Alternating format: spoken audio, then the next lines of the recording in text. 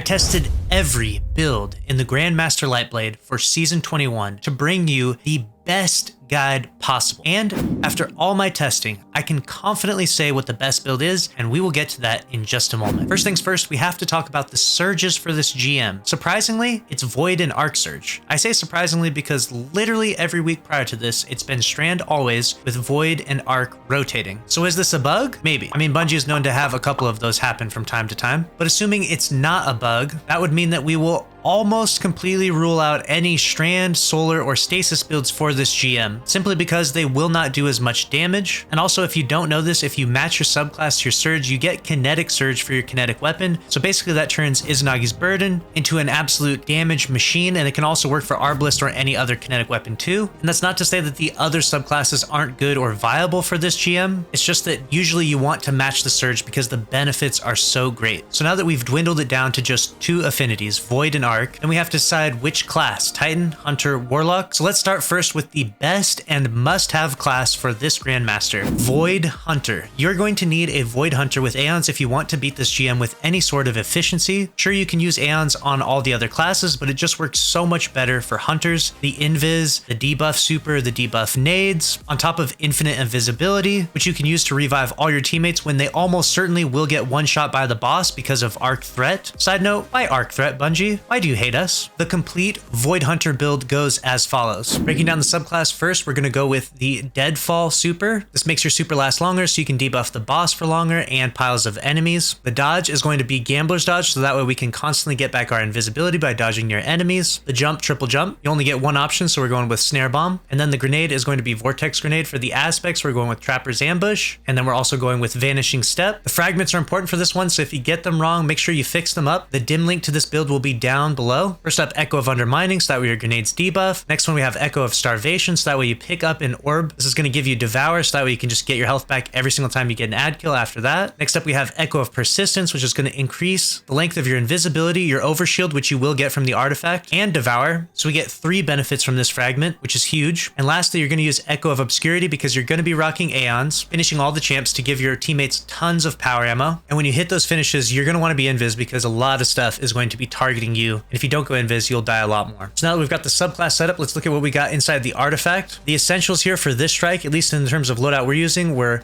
Unstoppable Hand Cannon. Authorized Mod's Void was good for my Void Hunter. Authorized Mod's Melee is essential as well. We've got Unto the Breach, which is defeating a Void debuff target, creates a Void Breach while your Void class is equipped. We have Protective Breach, which is picking up that Void Breach, will give you an Overshield or refreshes your existing Overshield. And then we also have Counter Charge, which we're going to gain a stack of armor charge when we stun a champion with our Arbalist or our Hand Cannon, which is the loadout I recommend. We'll go over that in just a moment. Then you have Supernova. Picking up a Void Breach causes your next source of Void damage to create a large weakening pulse. And then lastly, we have Squad Goals, which is when you hit that finisher near your teammates, you're going to give them Devour as well, which is pretty cool because you're hitting a lot of finishers and your teammates will be nearby because they're trying to pick up that power ammo from those Aeons. So everybody gets Devour. The weapons we went with, we had pretty much all 3 people rocking Arbalist, an Arc Hand Cannon, and then a Hothead. This worked extremely well and made for sub 20 clears easily, even while doing carries, helping people that had never been through the GM before. For the mods on the helmet, I went with Heavy Ammo Finder and Heavy Ammo Scout, and the third mod was Arc Siphon, so that way I can make orbs with my Cantata. For the gauntlets, of course, we have the exotic Aeon Swift, and then make sure you have the right one on. You want Sect of Insight. If you have the other one on, make sure to swap it, because the other 2 are not nearly as good. For the mods, I went with Arc Loader, Fastball, and then Bolstering Detonation. For the chest piece, I have double Arc Resist because everything is so lethal with Arc Threat in this GM. And then the third option was Void Resist. On the boots, I went with 2 Arc Weapon Surges and then an Arc Scavenger because I'm the Aeon guy. I actually don't benefit from all of the finishers and all the heavy ammo that I'm making. You could have someone using the new exotic Warlock helmet, and that would give me power ammo back, but that's honestly just a bit excessive. Making power bricks for both your other teammates from every single champion will give you more than enough heavy ammo to clear every room pretty fast and efficiently. The last bit is the class item. I went with Reaper, Bomber, and Proximity Ward, so that way I get an overshield when I'm doing those finishers as well. You might think it's a bit unnecessary to have Proximity Ward and the finisher that gives you invisibility, but you'd be surprised when the boss is shooting you. With Proximity Ward, you can tank a lot of damage. And that's the complete build in terms of all my mods and stuff. The stats I went with were, of course, 100 Resilience, 90 Discipline, and 70 Mobility. If I could, I would have went 100 Resilience, 100 Mobility, and 100 Discipline. That was the goal of this distribution. The next almost must-have class is Arc Titan. Arc Titan is a nearly must-have class for 2 reasons. The first being that Missile with Falling Star one-shots champions, especially especially those pesky barrier champions in the boss room, which you will find to be extremely helpful because honestly, that's the most difficult part of this GM. When the boss is running around and 2 barrier champions simultaneously spawn, you need to take one out instantly. And the best thing for that, by far, is Falling Star. Hey, that rhymed. Wish I could do that all the time. Trust me, I've done this GM a god-awful amount of times,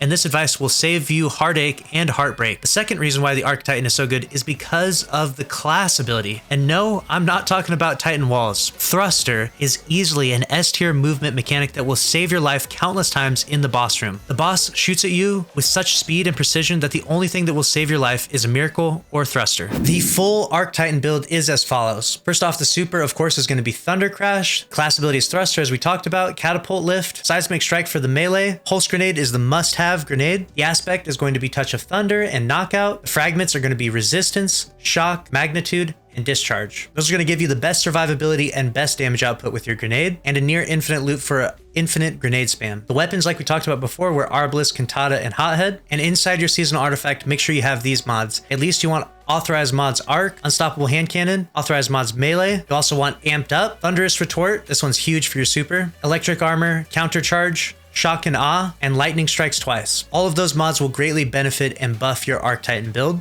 Now we'll go through the armor. On the helmet, we have Harmonic Siphon, Ashest Assets, and then we went with Heavy Ammo Finder. For the gauntlet, we went with Grenade Kickstart so we can spam as many grenades as possible. Fastball so we can throw them and make sure they land exactly where we want. And then Firepower so when they do kill ads, they're going to make orbs for us. On the chest, we went with 1 Void Resist and double Arc Resist. And on the boots, we have Arc Scavenger, Arc Weapon Surge, and then Recuperation. We're going to need this for survivability. For the Void Hunter, we ended up getting Devour by picking up an orb, so we didn't need Recuperation. But on Arc Titan, you don't have built-in Devour, so you'll want Recuperation. For the class ability, we went with Bomber, Powerful Attraction, and Reaper. And just as a side note, Powerful Attraction is super sick in the boss room because if you thruster dodge, it'll pick up almost all the orbs near you, giving you your super because of the dynamic in the boss room where all the orbs spawn in each wave. So Powerful Attraction is a really cool mod to have in the boss room for any subclass. For the stats, we went with 100 Resilience, 100 Discipline, and then as much Recovery as I could get. The dim link to this build will also be down below. Now for the third and final class, rounding out your fire team, that's entirely up to you. I personally would choose to just have 2 Arc Titans, but it really doesn't matter that much. If you have that one guy that's super stubborn and only wants to use his super epic stasis build, then let him rock that build, and the other 2 of you use the good stuff that's necessary to beat this GM fast and efficiently. Let me know your thoughts about all this in the comments below, and if you found this video helpful, then click the screen here for another one. And as always, make sure you're subscribed with notifications on to stay up to date on all the news in Destiny 2. Smash the like button, and I'll see you in the next one. Later.